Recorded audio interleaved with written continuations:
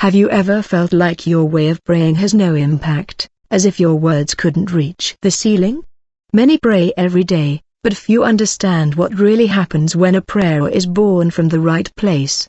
There is a spiritual secret hidden in what seems like a simple practice, an intimate, transformative, and living dimension that doesn't depend on repetition or appearances. From that depth, Pastor Leonardo Rondon begins his testimony by revealing 3 levels of prayer that have marked his life: embryonic prayer, gestating prayer, and manifest prayer. He assures us that prayer is not just talking to God, it is more than a conversation, it is a deep connection that activates spiritual codes and eternal purposes. During his time on earth, Jesus performed miracles and wonders that astonished multitudes. But his disciples didn't ask him to learn how to perform miracles. What they asked was, "Lord, teach us to pray." That request revealed something that many fail to see. They understood that the true key was not in external works, but in the kind of intimate relationship Jesus had with the Father. Prayer was the center of everything. Today, according to the pastor, many pray without really knowing how to do it. They repeat learned phrases or formulas without understanding that behind each word there may be a divine design waiting to be activated. It's not about pretty words or religious formulas. True prayer begins when a person enters a different dimension, where intention and inner connection are more valuable than any well-spoken words. From this understanding, the pastor introduces the first level, embryonic prayer.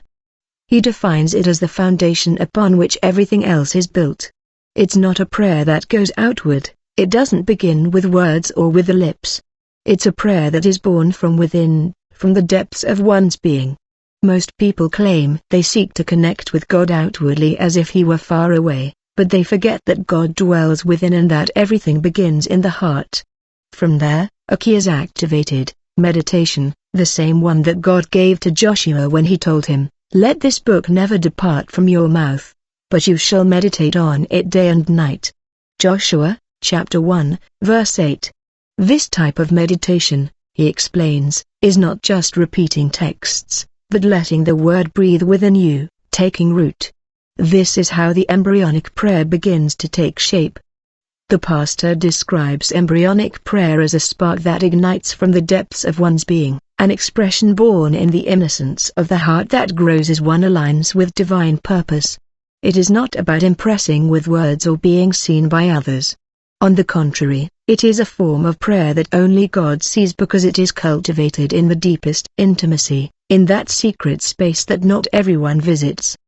The disciples, remember, they didn't ask to learn to pray as John taught, and Jesus didn't respond with another man's method. He showed them something different, a way of praying that begins with a pure intention, an intention the Bible calls the korban in the heart. That intention takes shape. The korban is what God examines beyond words, the sincere and authentic desire that motivates every spiritual expression. That's why Jesus teaches us to close the door not as a literal act, but as an internal action that disconnects from external noise to pay attention to what's happening inside. In this sense, closing the door is turning off the external senses, shutting out all distractions, and turning our gaze inward. That's where true prayer begins. It's not a spectacle or a routine, it's an intimate connection that cannot be faked. In that hidden space of the human being, the inner chamber, the person praying finds themselves and the truth that cannot be disguised. No applause or human approval has a place there. Only God sees that place, and in it everything is exposed.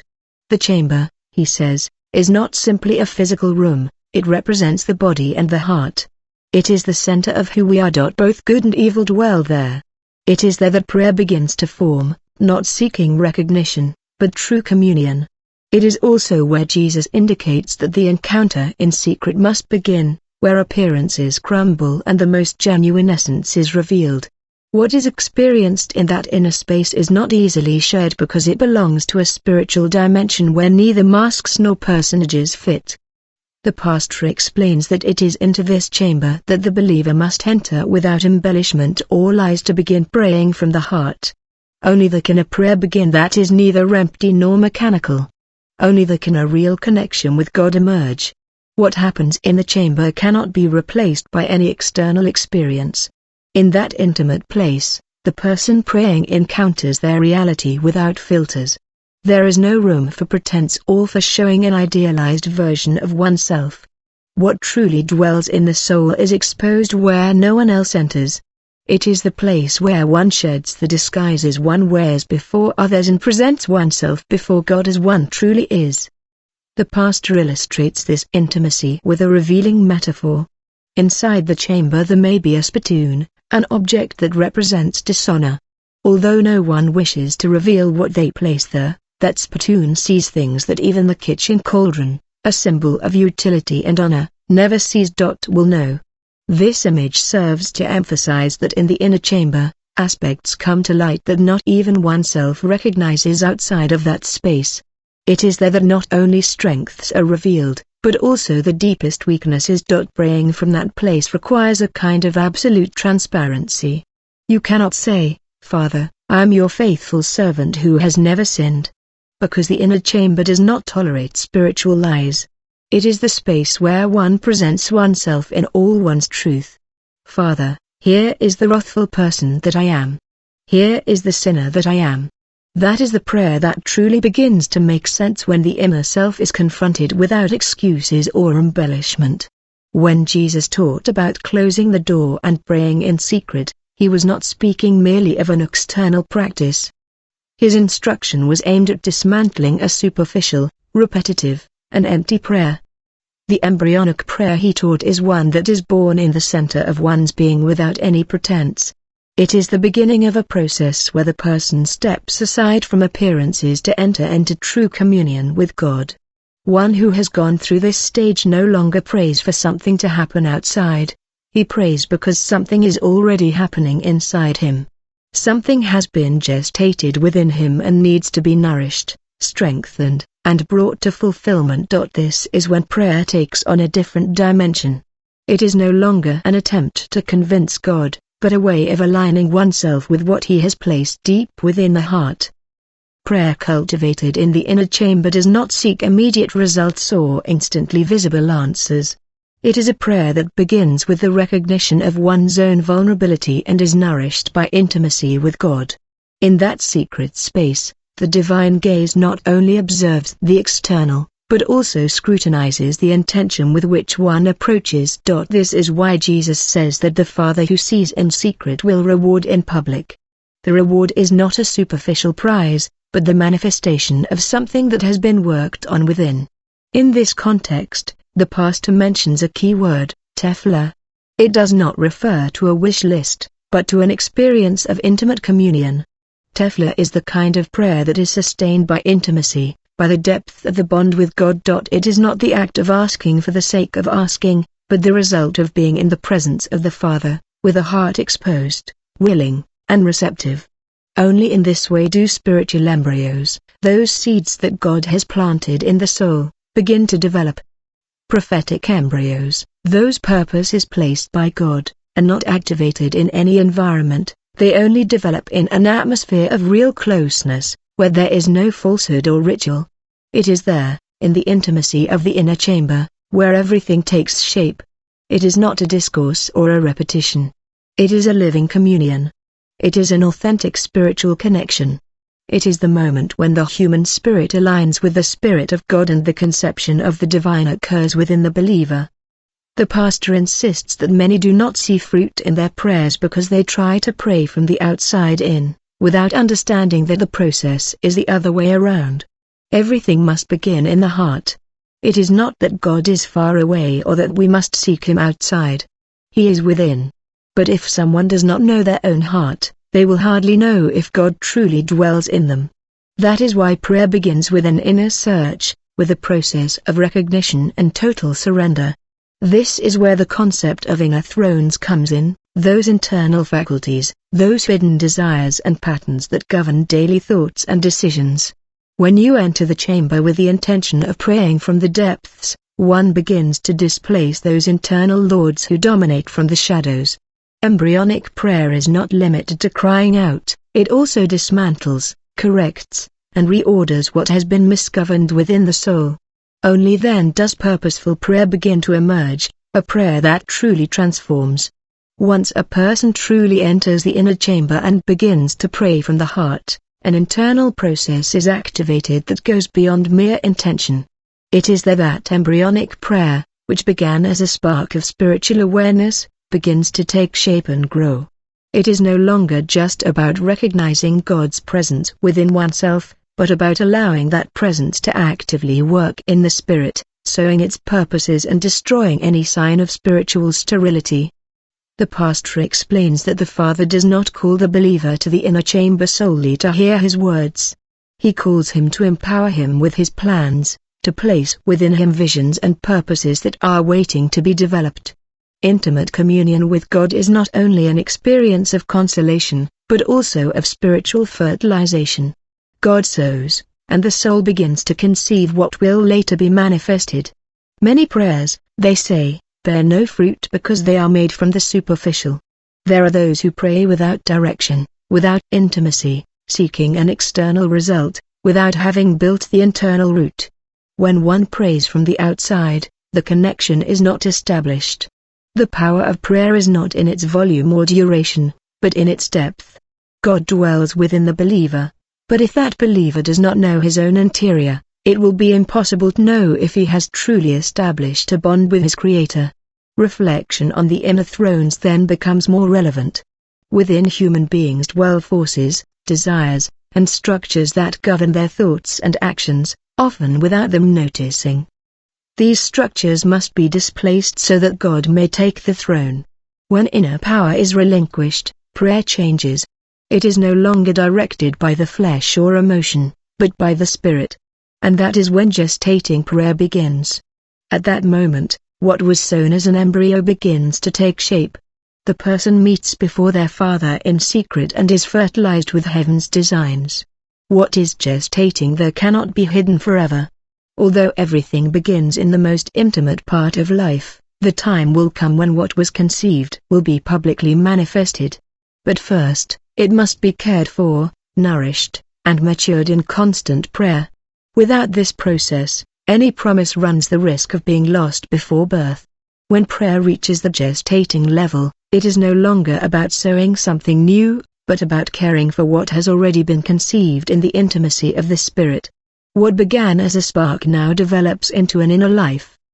The pastor affirms that this moment requires a different kind of prayer, not one that seeks to initiate a process, but one that preserves, nourishes, and accompanies the spiritual growth of what God has already deposited. It is a prayer that watches over and protects like someone watching over a precious and delicate pregnancy. Jesus expressed it clearly. Your Father who sees you in secret will reward you publicly. There is no spiritual pregnancy. May it remain hidden forever. Although the process begins in silence, in the inner chamber, there will come a time when what is gestating within will become evident on the outside. The fruit that developed in silent communion with God will be visible to others. But for that to happen, the process cannot be interrupted. Each stage of this spiritual pregnancy must be completed. The pastor warns that many have lost promises because they do not know how to care for what God gave them. There are callings and gifts that were conceived but not protected, and therefore never manifested. This occurs when it is not understood that gestating prayer requires constancy, sensitivity, and vigilance.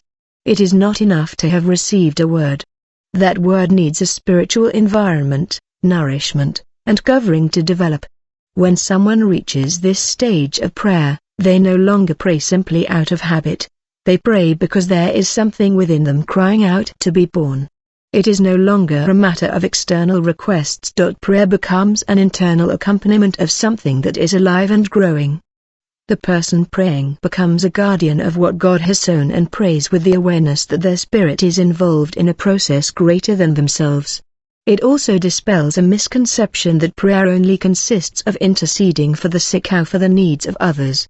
Although that has its place, it is only a fraction. Gestational prayer goes further. It is personal, intimate, guided by the Spirit, and centered on God's purpose for the individual. It does not seek immediate results, but rather the fulfillment of heaven's plan. It is the silent process that precedes all true manifestation. At this point, the pastor points out a distinction that he considers vital: the difference between intercession and intimate personal prayer. Many believers, he says, have been taught to pray by focusing almost exclusively on the needs of others, the sick, their neighbors, and collective crises. And while that is valuable, it is not the core of intimacy with God. Intercession involves standing in the gap for another, investing time, strength, and fellowship so that someone else's need is met. But that work, however noble, does not replace the need for a direct and deep connection with the Father. The pastor emphasizes that when one intercedes, one seeks an answer from God for another person, but when one prays in intimacy, one enters a reserved space where only oneself and God are involved.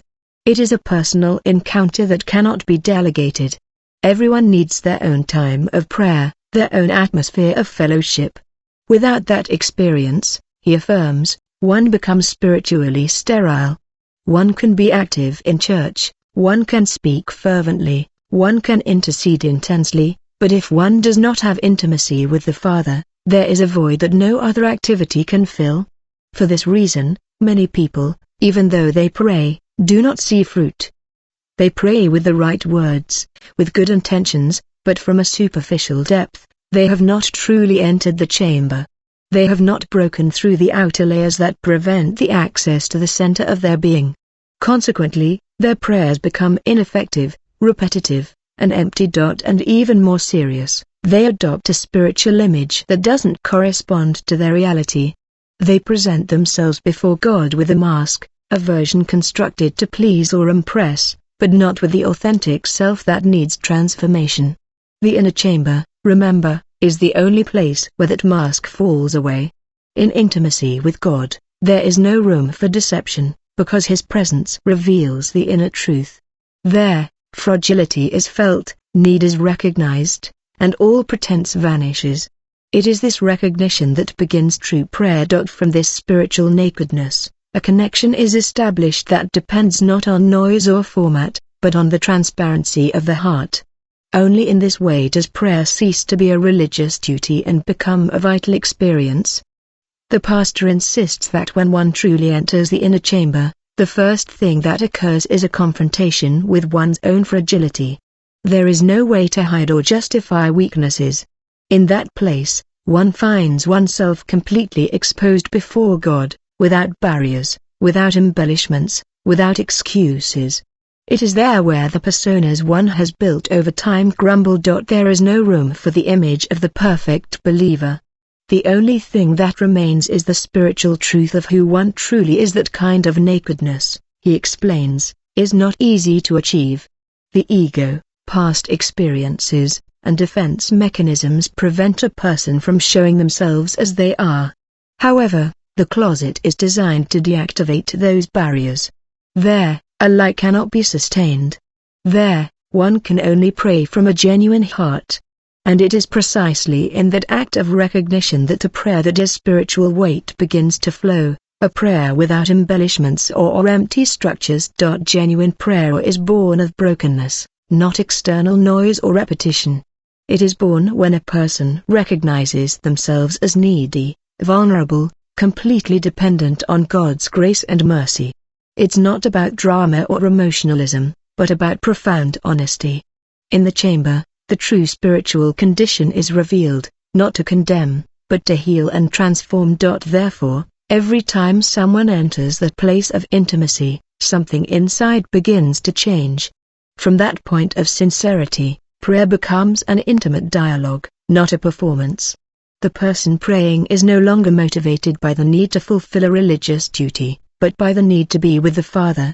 The motivation changes completely. Prayer is no longer for the sake of to obtain something, but to align with divine will. It's no longer about carefully chosen words, but about a completely open heart.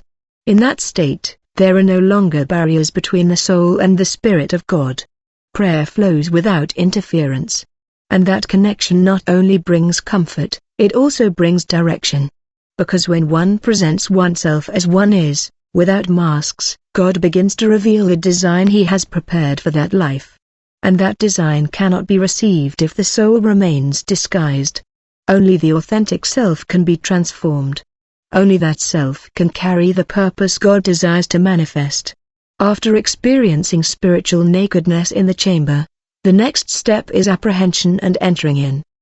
The pastor describes apprehension as that moment of clarity in which one recognizes one's true condition before God. It's not just about knowing oneself to be imperfect, but about accepting it without evasion. It is the conscious act of presenting oneself as one is, with all that this entails, strengths, flaws, wounds, and untreated areas. This honesty marks the starting point for delving deeply into the life of prayer.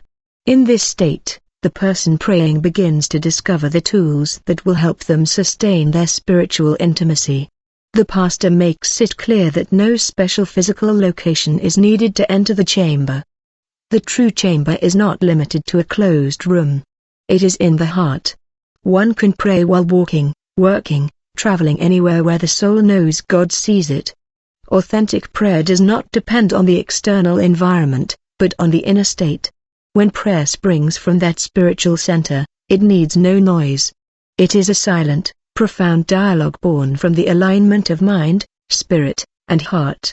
It is not a monologue or a formula, but a living connection. In this second step of prayer, the person begins to immerse themselves in the deep waters of the Spirit. She leaves behind the religious surface to enter a space where God can use her as a useful vessel for His purposes. Every time she enters into prayer, the believer does not simply seek to be heard, but to be molded. She presents herself as a willing instrument, without personal agendas, for God to use as He wishes. The pastor explains that God does not desire prayers focused only on individual needs. He wants His people to mature in faith to the point that they know, even before praying, why they are praying. Sometimes it will be for a specific need, other times for someone else, and often simply to seek the Father's face. As that maturity takes hold, prayer becomes more conscious. The person praying learns to wait, to discern when to speak and when to simply be silent. Because in the private room, often the most valuable thing is not what is said, but what God is allowed to say. Prayer begins to change shape and acquire spiritual weight when the soul is ready to receive, not just to express. The pastor points out that once a person matures in their prayer relationship, they reach a point where they understand that not everything depends on what they want to say, but on what God wants to reveal.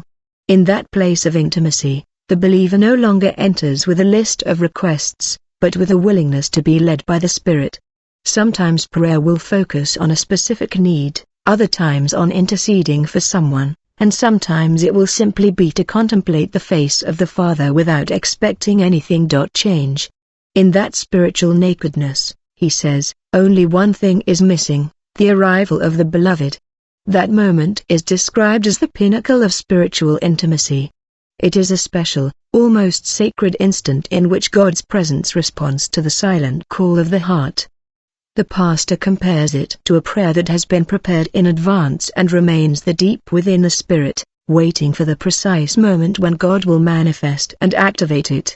It is not about repeating the same thing over and over again, but about knowing that something has already been deposited in the spiritual realm and that it is now time to ensure its fulfillment. When that divine presence arrives, it does not come empty, it brings revelation. The Beloved is the only one who knows why the believer was created, what their purpose is, what kind of instrument they will be in God's hands. He not only hears the prayer, he also instructs. He tells the person praying, "This is what I want you to pray." And in that instant, a powerful transition occurs. One no longer prays from one's own design, but from the design of heaven. The content of prayer changes because it is no longer born of human desire, but of divine desire. A crucial point the pastor emphasizes is time. Many believe that the more hours dedicated to prayer, the greater the spiritual manifestations. And although he acknowledges that he has spent long hours in God's presence and experienced its benefits, he also learned that it is not the quantity that matters, but the quality. A 15-minute prayer in the Spirit can have more power than 20 hours in the flesh. When one prays without spiritual direction, time becomes a burden. Words lose meaning, the mind wanders, and the body seeks escape. But when the person praying enters the Spirit, everything changes. The room goes with them. It becomes a living, portable atmosphere that accompanies them wherever they go. At that point, prayer is not an occasional act, it is a way of existing, a constant expectation of the beloved in the midst of daily life. The pastor maintains that once this level of spiritual connection is reached, prayer ceases to be an isolated practice and becomes a permanent atmosphere. It is no longer limited to a specific space or time. It is something that accompanies the believer wherever he goes. In that state, every step, every thought, every sigh can be part of a silent conversation with God. It becomes a tefillakot, an atmosphere of mobile prayer. The chamber is no longer a room, but a constant internal condition. He describes himself as a person of the chamber. He is not a gallery or parlor speaker. He is not dependent on the recognition or approval of others.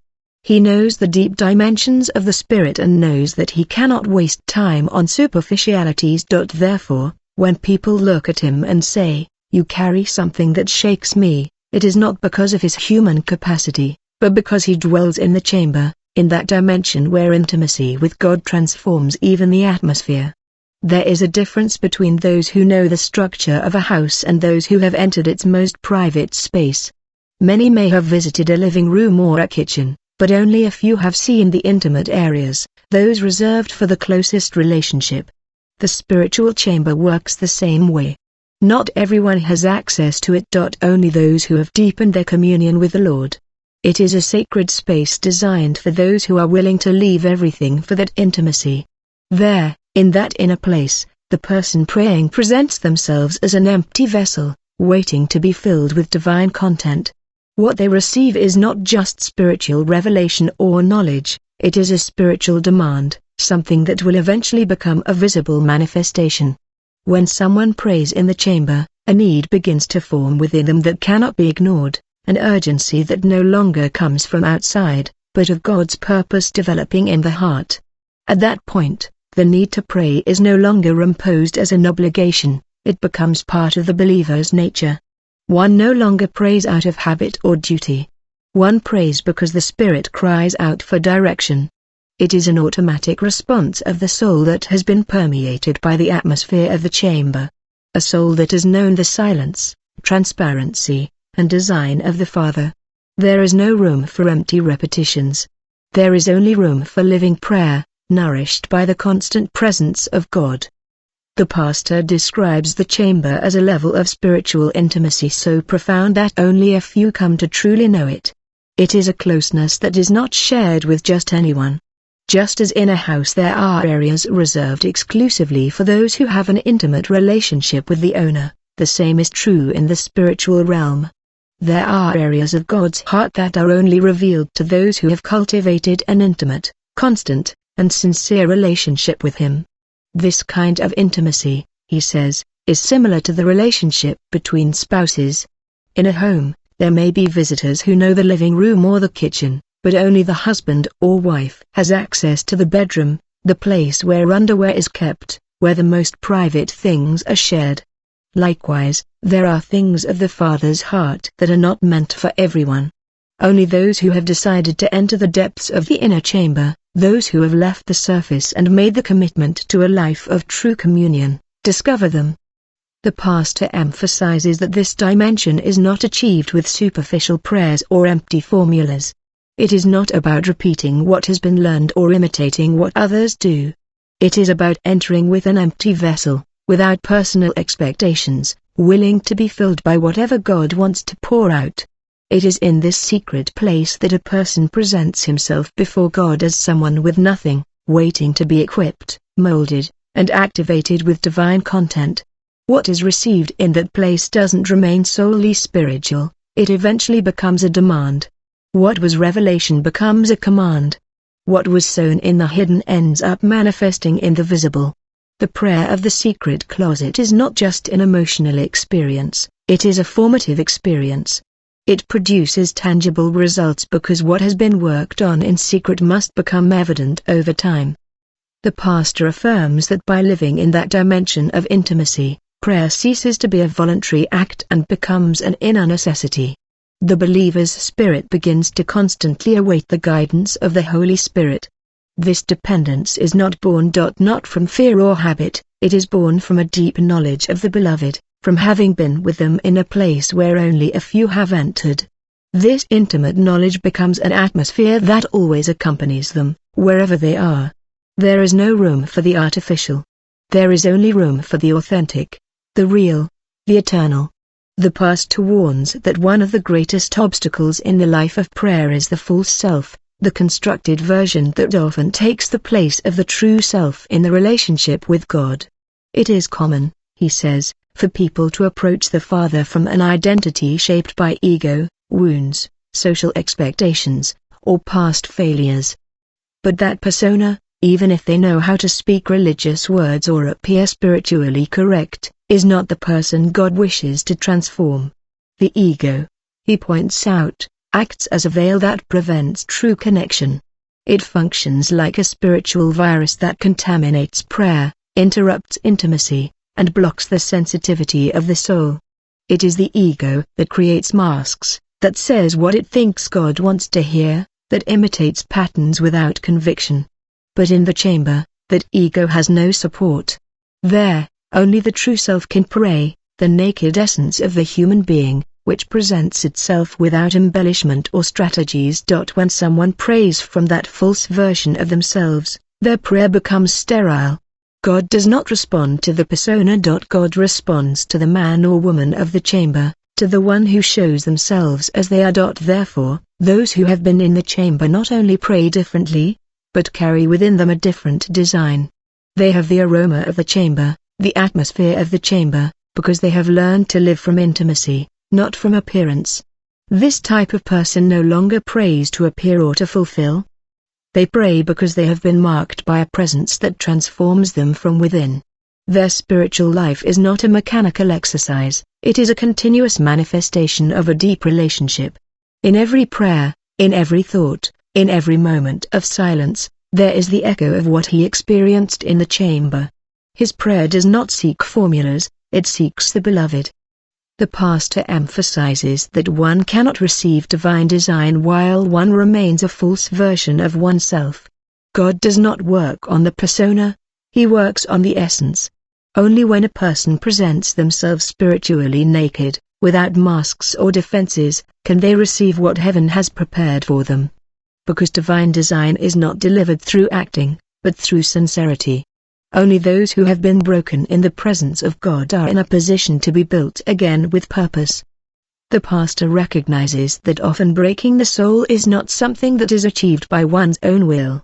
There are times when the heart is hardened, the mind is scattered, and the flesh dominates the spirit. In those situations, a strategy is needed to enter God's presence. This is where he speaks of setting a trap for the soul. When he notices that his soul is rebellious, when he feels he cannot break naturally, he turns to external stimuli that move him deeply. One of the resources he uses is exposing himself to images or situations that awaken compassion and pain, videos of children in extreme conditions, scenes of injustice, situations that touch human sensitivity beyond the rational. When he sees this type of content, his heart begins to soften. The pain of others becomes a gateway.